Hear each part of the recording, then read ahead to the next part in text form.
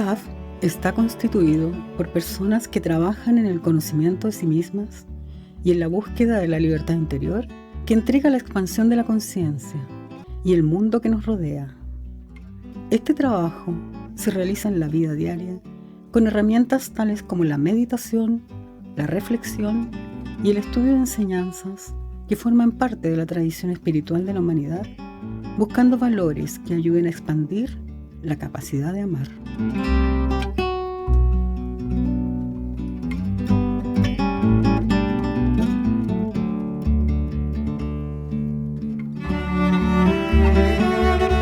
Recordamos sí que CAF es un camino que principalmente nos dedicamos al desarrollo de la evolución de la conciencia, para aportar también a la conciencia de nuestro mundo. Nuestro invitado de hoy es Humberto Raigosa Borges. Vamos a compartir algunos datos de nuestro querido invitado. Nacido a mediados del siglo pasado, recibió toda su formación académica en esa hermosa época preñada de propuestas sociales, artísticas, académicas y espirituales, época en que brotaron las contraculturas y reventaban las revoluciones. En medio de tal cruce de caminos, Humberto eligió las sendas del espíritu, ingresó a una comunidad espiritual y hace unos 40 años lleva su vida consagrada a buscar respuestas a su pregunta por lo divino. En 2019 publicó su primer libro, Recorridos psicológicos de la renunciación. En 2020 publicó Mi fantasma conoce las respuestas. En 2023 nos entrega sus investigaciones sobre la nueva espiritualidad, una disciplina del pensamiento. Y yo, pidiéndole la autorización a Humberto, que hablamos un poquito, comento que es justamente en relación a los temas que plantea este libro, la nueva espiritualidad, el tema que él nos trae para reflexionar en esta ocasión, que se titula Espíritu, Ser y Espiritualidad. Bueno, y para terminar nuestra referencia, Humberto, nacido en 1952, es el primer hijo de una hermosa y numerosa familia de un pueblito de ensueño de Antioquia llamado Jericó, en Colombia. En la actualidad vive en una comunidad espiritual en otro pueblito de ensueño, Paine, cerca de Santiago de Chile. Bienvenido, Humberto. Muchas gracias por su presencia. Adelante. Buenas noches y muchas gracias a todos por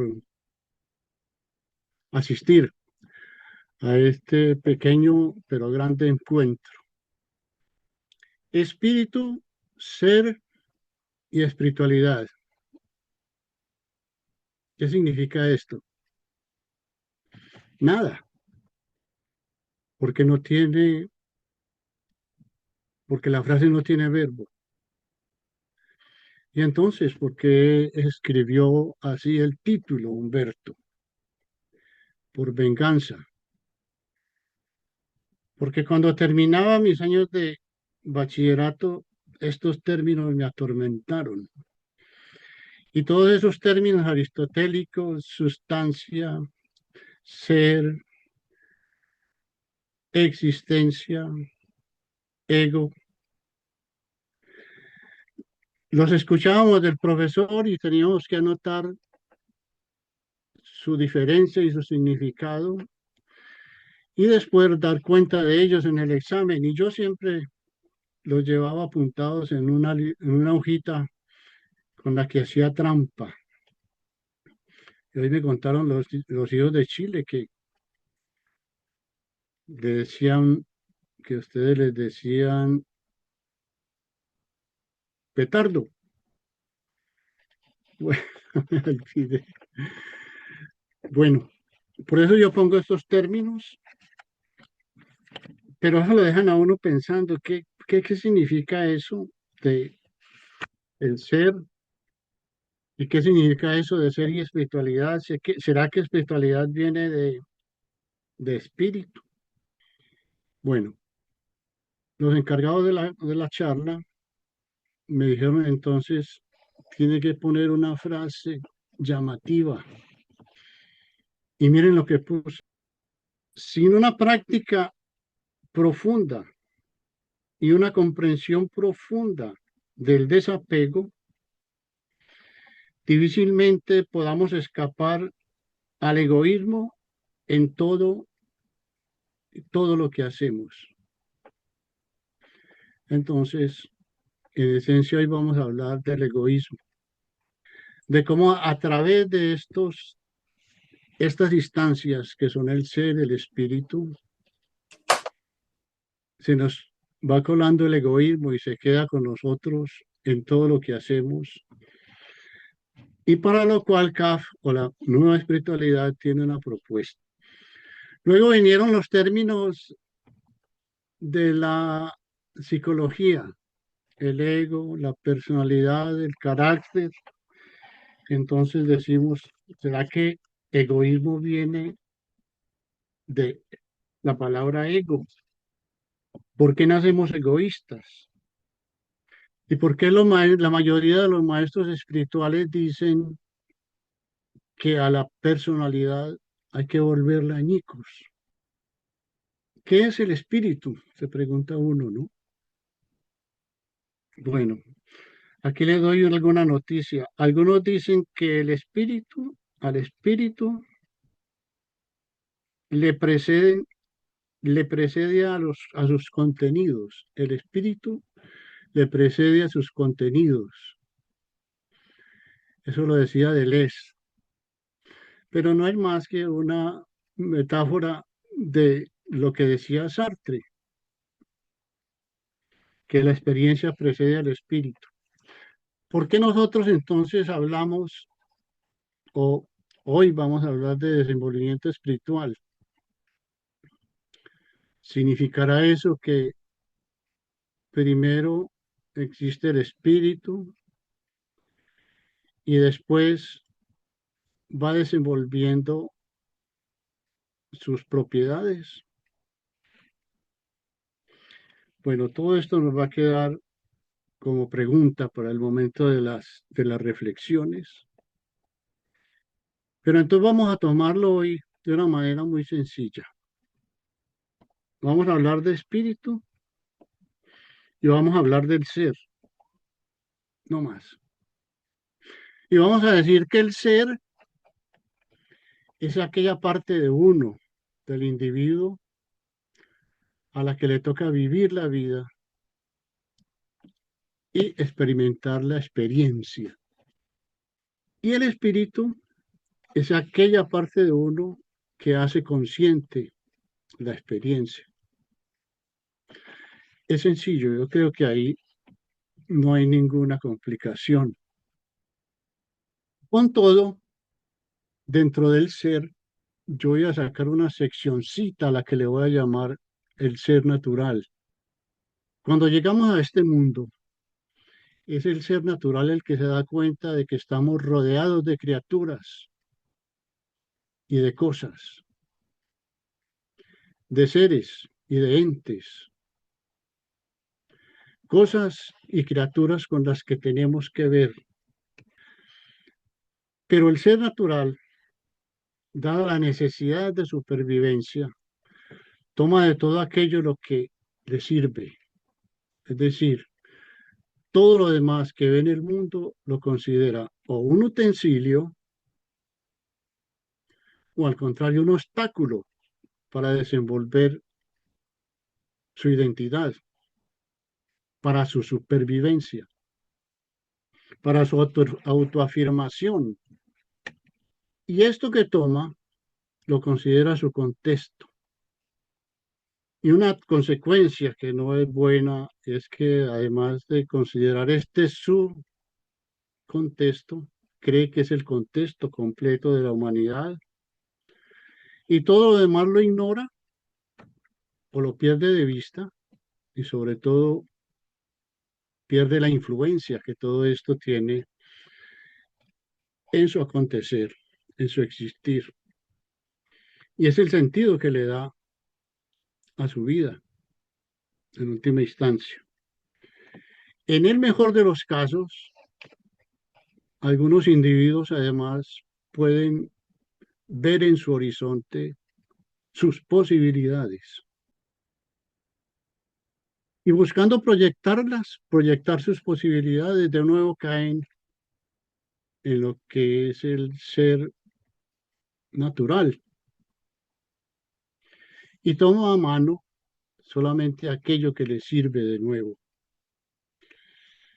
Entonces es cuando es el momento de que llamemos a eso egoísmo, porque somos egoístas por naturaleza. Dejemos la pregunta ahí. Por ejemplo,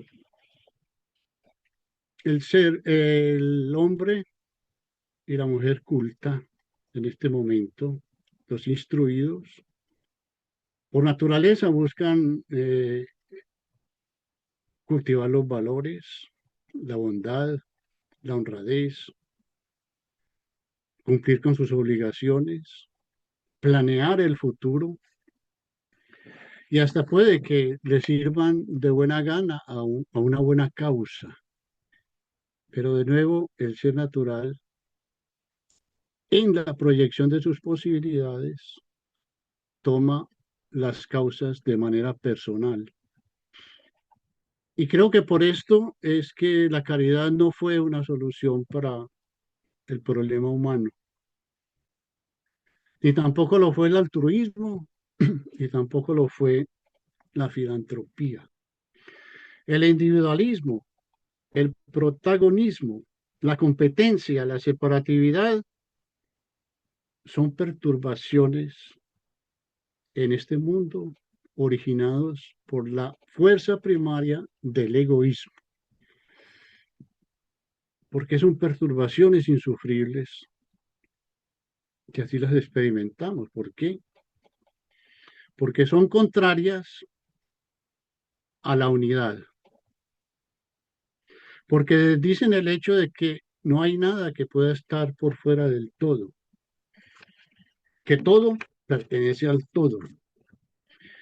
El ser natural en su instancia de espíritu tendría entonces que intuirse, tendría que percibirse y llegar a captarse en su totalidad. Descubrir la vocación del espíritu humano, la que sabe que nada ni nadie puede quedar por fuera del todo. Tiene que llegar a descubrir la humanidad como su contexto. Entonces, más allá de lo que le interesa, el ser natural ya como ser tendría que descubrirse en medio de la humanidad como su contexto, no solamente lo que le interesa. En pocas palabras, hasta que usted no viva la fuerte experiencia de sentir que sus fronteras no son su piel, sino las fronteras del universo. Y el espíritu, sí, el espíritu que completamente atomizado, literalmente atomizado, desparramado en el universo, usted no va a percibir que la humanidad es su contexto, es decir, la unidad humana. Pero de nuevo, aterrado el ser natural, que también tuvo ese atisbo, nuevamente echa mano y proyecta las posibilidades de nuevo de forma extraviada. Por ejemplo, vemos la humanidad, pero en el futuro, ¿sí? Y aquí vuelvo a esas frasecitas provocativas que hice antes.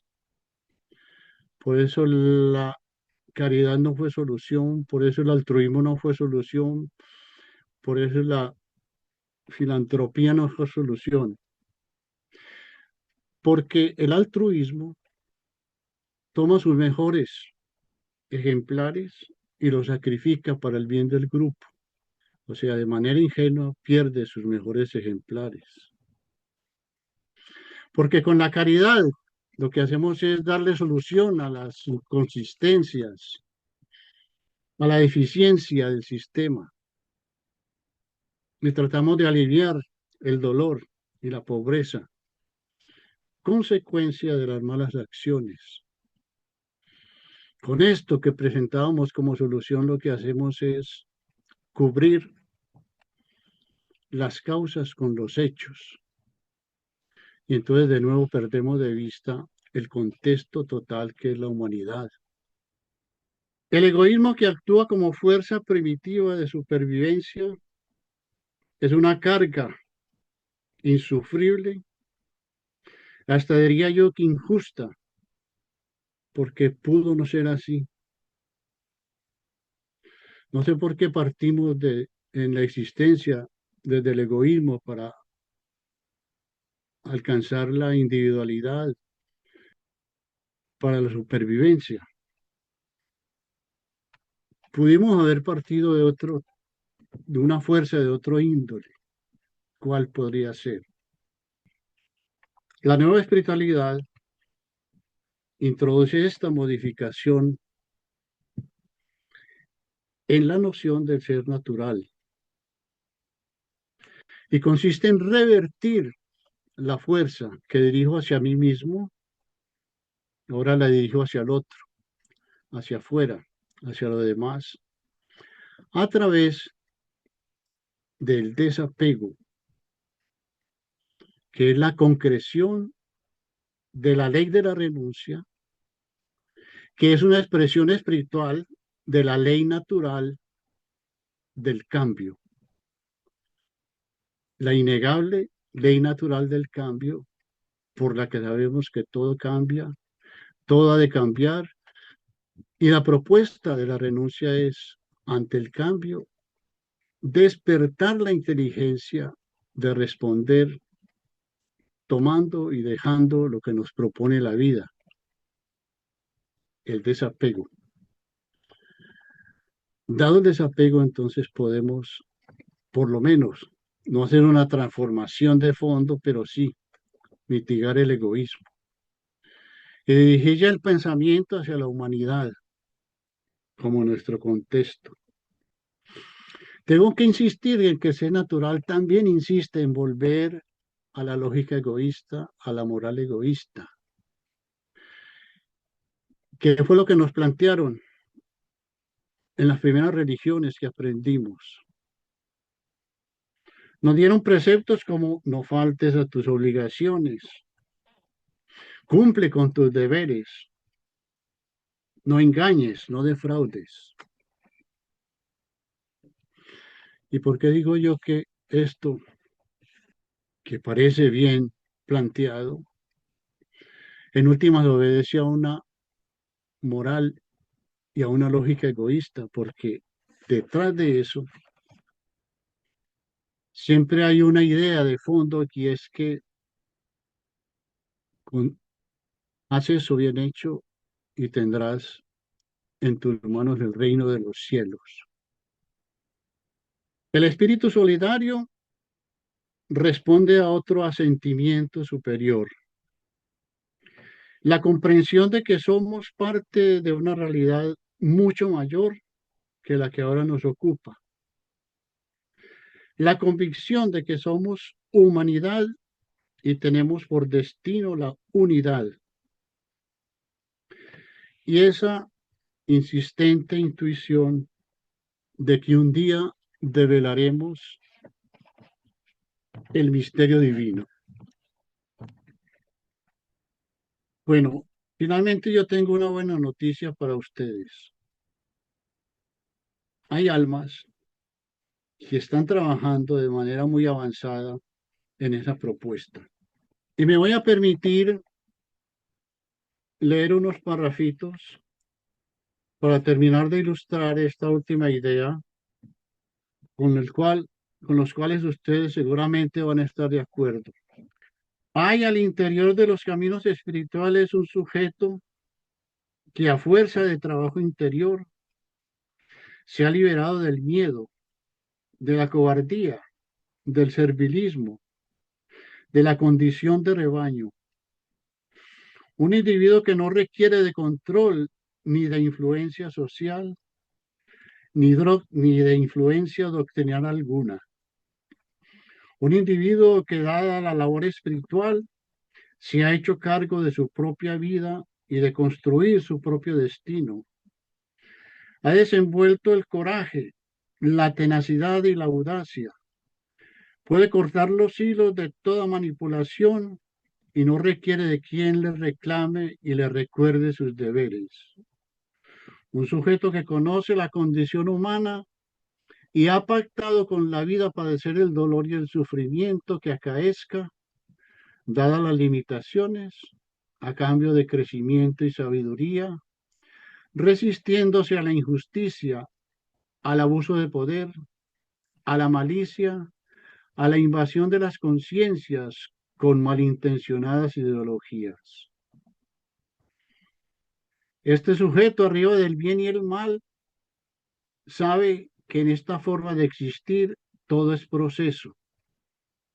Por eso respeta las inconsistencias y no permite que en su corazón entre el rencor ni el resentimiento, el desquite ni la discriminación. Está al lado y lado viendo pasar las aguas por las que ya pasó. Sabe que los procesos del alma humana nunca terminan. Sabe que el sentido siempre va a estar más allá y por ello no cae en la insatisfacción.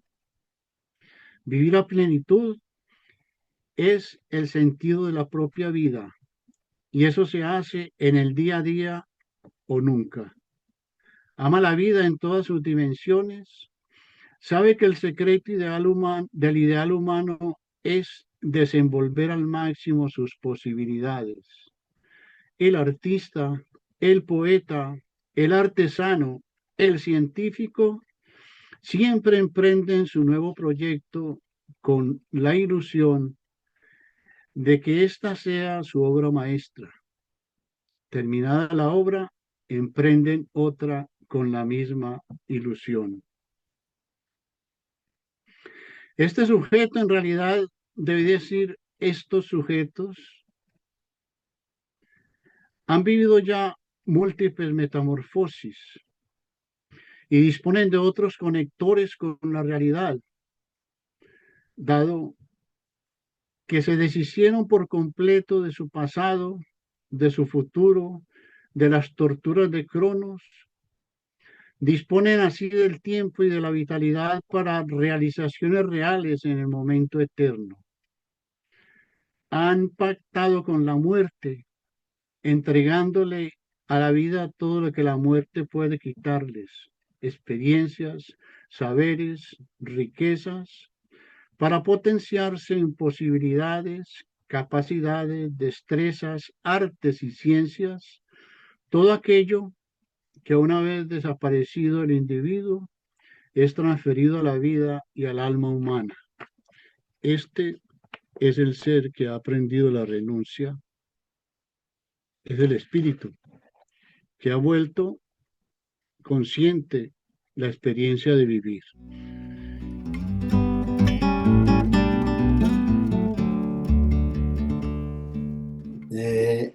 En alguno de los apartes usted menciona ahí que el dominio de la libertad como propiedad excelsa del espíritu contiene el dominio de la mente como su instrumento y no al revés. Si nos puede dar un poco más de contexto, ampliar un poco más ese concepto. Al revés. Ya, que no sea el dominio de la mente el que contiene la libertad.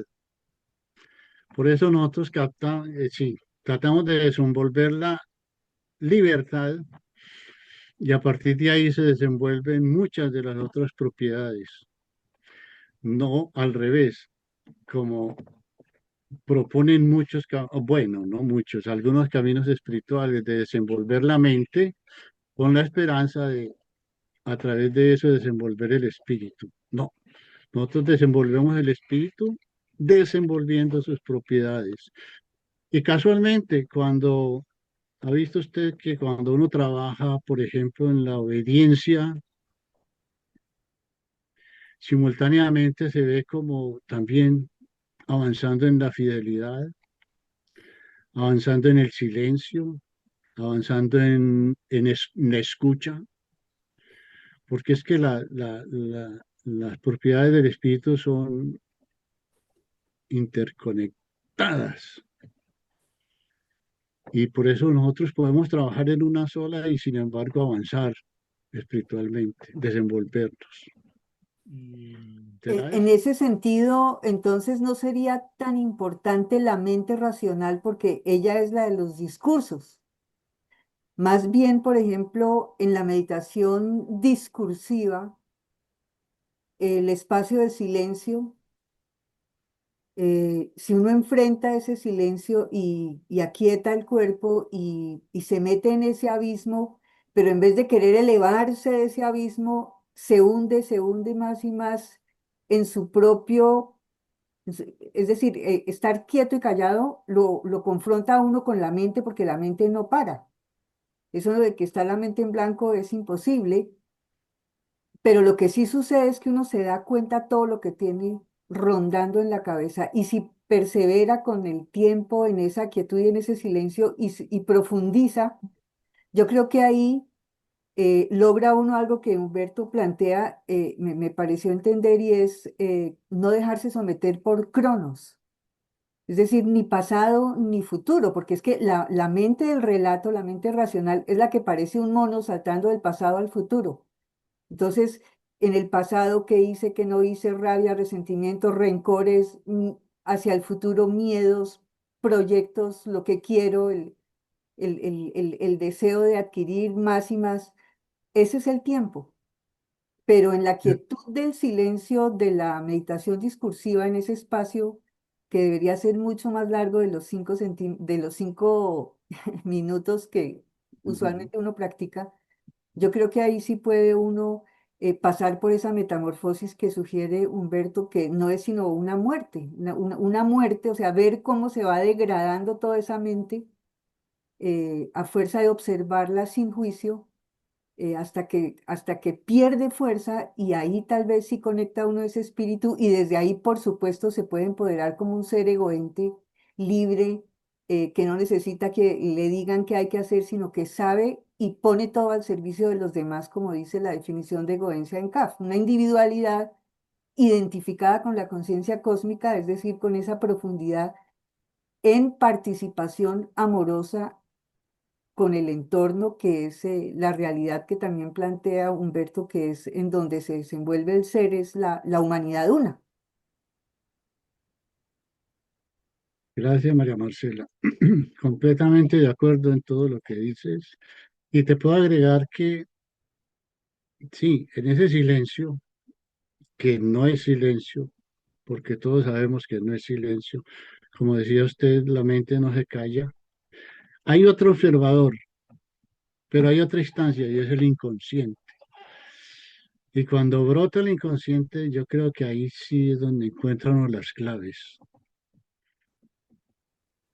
Eh, yo les pregunto, ¿ustedes creen que uno nace egoísta?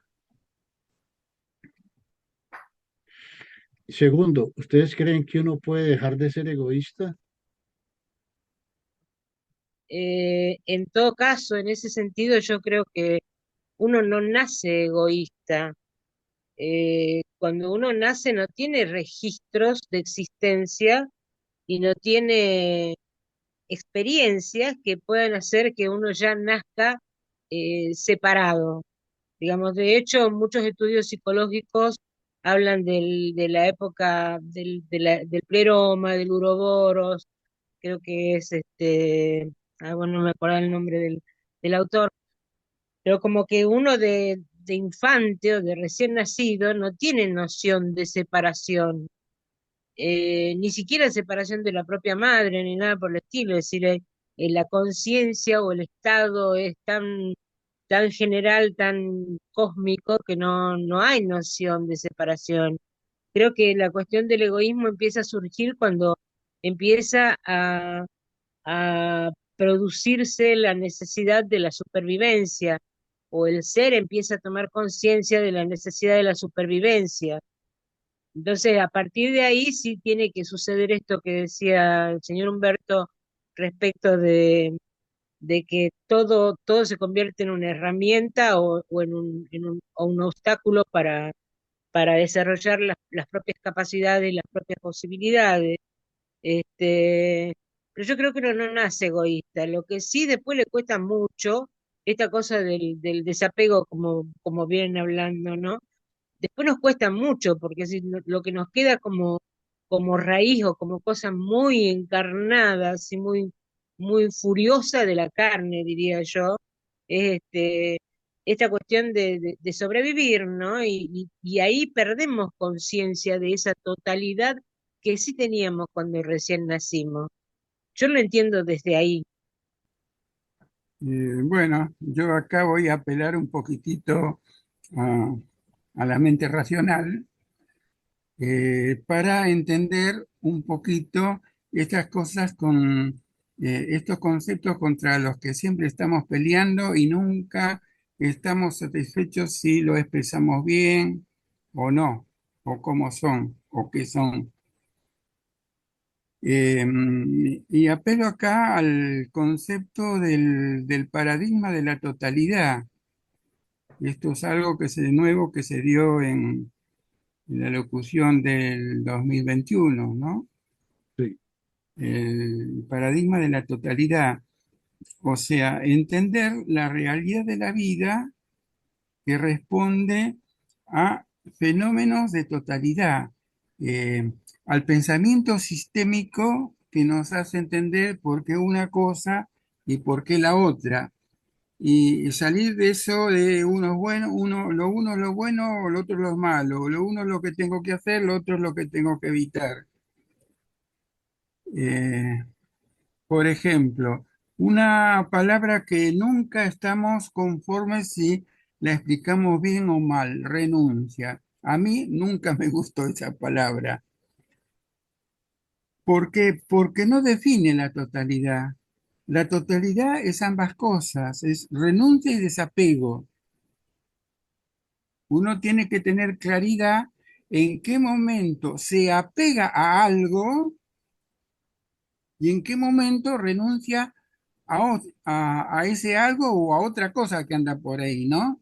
Todo es un juego de tomar, dejar, de dejar venir a lo que tiene que venir, dejar irse lo que se tiene que ir, ¿no? Claro, uno necesita discernimiento para hacerlo correctamente, ¿no? Pero uno tiene que saber que las dos cosas son necesarias. ¿Por qué el egoísmo no se puede dejar? Porque es esencial para la vida. ¿Y por qué el altruismo hay que tomarlo? Porque también es esencial por la vida. La vida no hubiera evolucionado a cómo estamos ahora si no hubiera ese espíritu de colaboración. O sea, yo cedo parte de lo mío, de mi egoísmo, de lo que yo pretendo poseer, para cooperar con los demás y elaborar un bien común y estamos todos mejor y generamos una civilización, ¿no? Entonces siempre hay que tener presente que las cosas vienen de a pares. Son pares, por lo general, de aspectos antagónicos y que hay que conjugarlos. Como así también es dentro del mismo paradigma, el paradigma orgánico de la vida. Esto lo decía una enseñanza. ¿Cuál es la sangre buena? La que viene con oxígeno, purificada, la que me da la vida, o la otra, la mala, que va con anhídrido carbónico, que va para el otro lado. Todo es un circuito, las dos son necesarias, ¿no? Entonces yo quería remarcar un poquito la idea de pensar las cosas en términos de totalidad. Pensamiento sistémico, holístico, integrador, y así conocemos un poquito más la realidad y nos conocemos a nosotros mismos. Sí, ¿Yo puedo hacer una gracias. pregunta? Muy cortito con respecto a la pregunta que nos está dejando Humberto, ¿no? Con respecto al ser egoísta. ¿No será que Ojalá no dure, no demore mucho, pero ¿no será que después de que perdamos esa condición casi natural de ser egoístas, nos toque ser egoentes? Y que puede ser un buen plan de evolutivo. Eso, gracias. Gracias, Sí, Carlos. sí. Interesante propuesta. ¿Qué opina Humberto? Sí, es la propuesta de cada, por supuesto. El término egoísta está casi desde el momento en que existió el fundador, pero apenas está apareciendo de nuevo entre los hijos de Cafno y en las últimas intervenciones de la Dama Gran Maestre, pues vuelve y nos propone que revisemos esto, ¿no? Sí, en principio lo entendemos como revertir todas esas fuerzas del egoísmo hacia afuera y por eso el término egoencia hacia afuera, hacia los demás. Y también, casualmente, en la psicología se habla de la alteridad, ahora con mucho ímpetu, que es volver los ojos hacia el otro, considerarse huésped del otro y también anfitrión del otro, y tratar a través de la empatía de sentir el otro y de vivir el otro y en el otro. Bueno, hay toda una cantidad de teoría al respecto. Sí, estamos de acuerdo con Carlos. Hojeando un poco el libro, que yo lo tengo por ahí en mis manos, y pensando en la idea del espíritu, y aprovechando lo de la egoencia que habla de que es conciencia cósmica, ¿no? Un aspecto. Veía yo en el libro que hablaba del espíritu como un eslabón que conecta con ese aspecto desconocido, trascendente o sobrenatural, ¿no? Porque ha hablado, ¿no es cierto?, de ese ser natural, y en el libro se plantea que ese ser natural, a través de un eslabón, se comunica, ¿no? O tiene ese contacto con lo sobrenatural, lo divino. No sé si quisiera comentar un poco en relación a ese aspecto del espíritu y de lo sobrenatural. Acerca de lo sobrenatural, de Dios y de todo ese pensamiento, yo me ubico en el término lo divino. Sobre Dios no tenemos mucha teoría, no tenemos ni tampoco mucha conceptualización y ni nos atrevemos, no nos da suficiente con la racionalidad, ni con la intuición, yo creo que hasta entonces. Pero si hay un palpitar, una intuición, un atisbo de que hay algo que le da coherencia a todo esto, que cuando la filosofía lo toma como el orden, entonces viene la posmodernidad y dice, no, nunca ha habido orden, ese es un sueño, pero eso es la posmodernidad y eso es la filosofía. Esa intuición se me hace a mí que la tiene el espíritu en su forma más pura. Y los místicos, que casualmente desenvuelven esa intuición, esa propiedad, tienen acceso a lo divino por ese conducto, digo yo. Pero no es más que una opinión y sin embargo casa con la intuición que todos tenemos de lo divino, ¿no?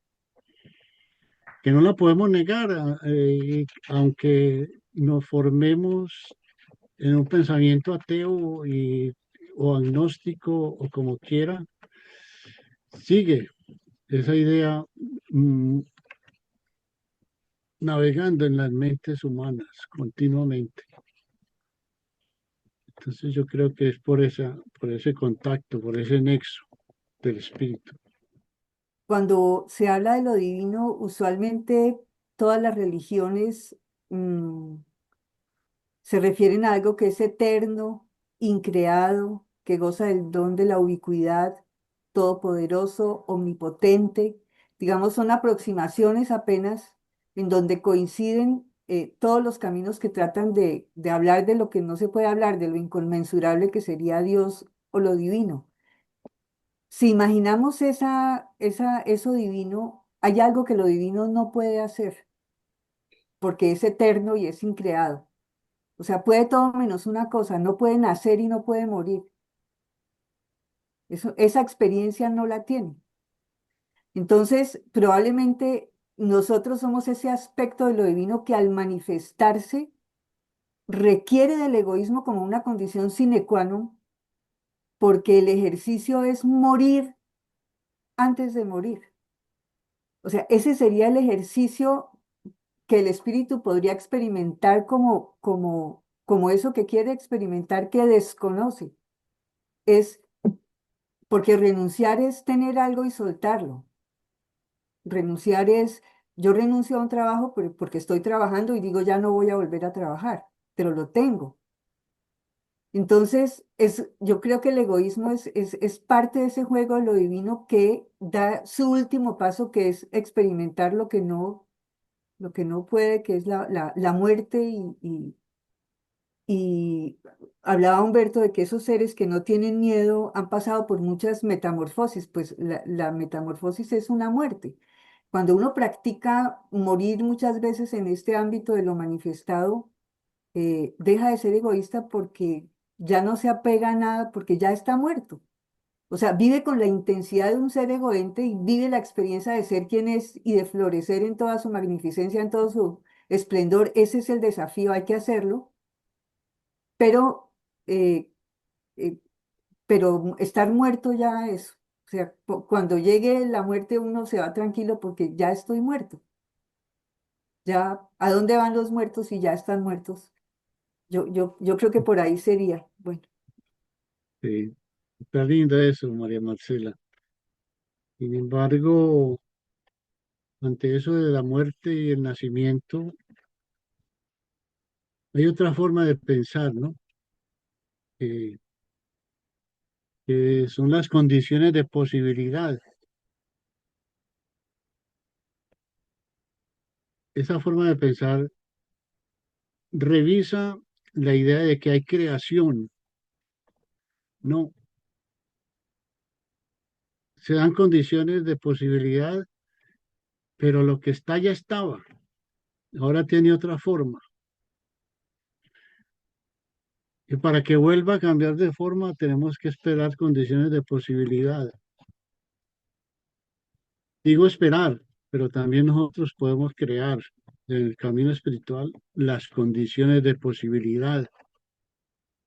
Y esas son las que planteamos hoy, ¿no? Condiciones para salir de esa instancia fatal, con que algunos dicen que nacimos, que es el egoísmo, ¿no? Sí, es Sí, complementando lo de María Marcela, ¿cierto?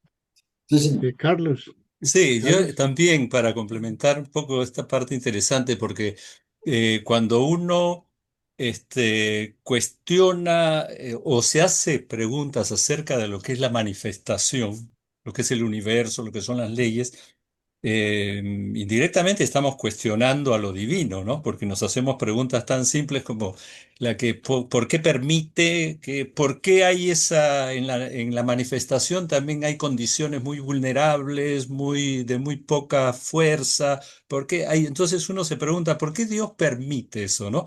Me hacía acordar que en la teología de Kaf, ¿no? En la enseñanza está la ley de contrariedad analógica, que es la que un poco responde eso, ¿no? Es decir, la manifestación se toma, es como si lo divino decide experimentar a través de nosotros, lo que decía María Marcela, ¿no?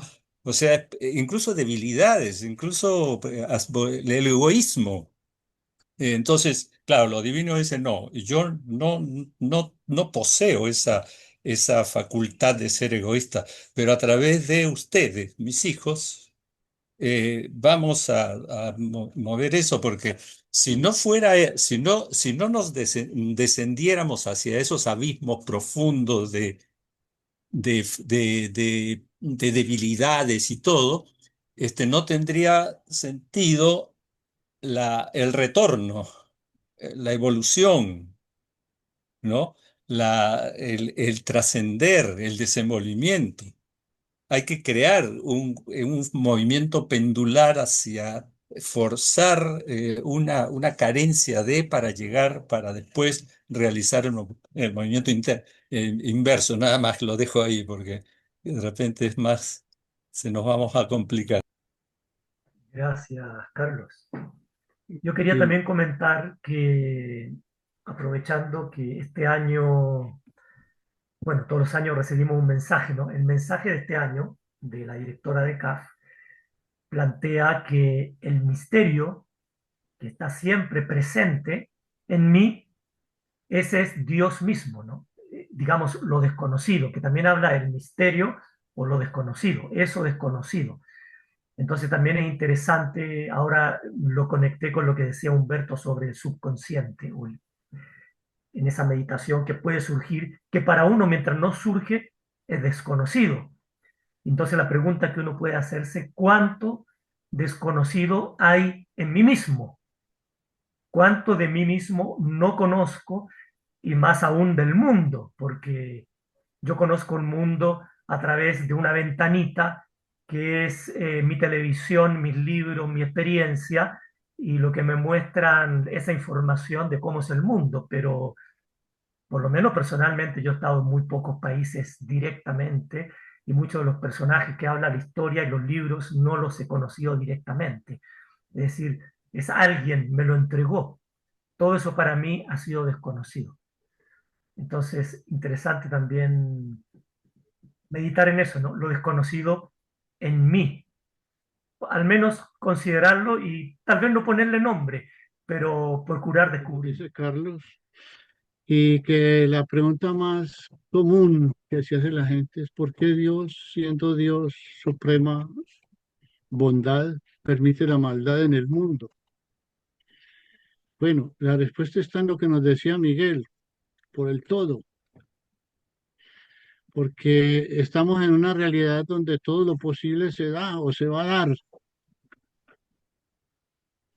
Ah, bueno, pero ¿por qué la maldad? Bueno, porque la maldad no viene de Dios, la maldad viene de las malas acciones. O sea, la cometemos nosotros. Y otra casualidad es que en este mundo todo lo que uno hace va creando sus leyes.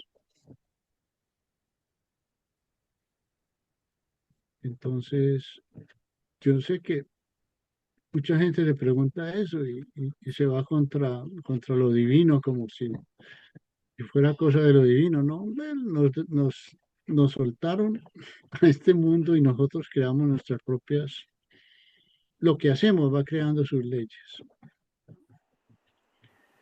Bueno, titulé este encuentro con esas tres palabras, como les decía, porque tenía cierto resentimiento con esas palabras que me hicieron aprender de memoria y que nunca las pude captar. Pero en últimas, a través de esas palabras yo quería mostrarles o que viéramos de qué manera somos egoístas y cómo el ser natural se las ingenia para terminar haciendo lo que le conviene, participando en lo que le conviene, sirviendo donde le conviene. Y nos preguntábamos por qué. ¿Y será que es posible salir de esa instancia? Pues sí, nos dice Kaf que podemos revertir esa fuerza hacia la egoísmo con base en un trabajo interior, ¿cierto? Que se postula como la renuncia, pero que en últimas es una habilidad para desapegarnos de lo uno y de lo otro, y que en un momento dado podamos obedecer el cambio que nos propone la vida. Hasta allá iba yo, ¿no? Pero después Hice esta lectura, esta pequeña lectura para mostrarle que sí hay seres espirituales que se han dedicado a eso y han conseguido libertad interior y todo lo demás que pudimos leer allí. Hay al interior de los caminos espirituales gentes que están trabajando realmente en ese punto.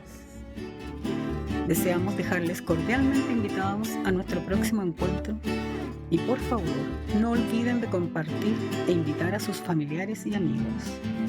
Tengan todos muy buenas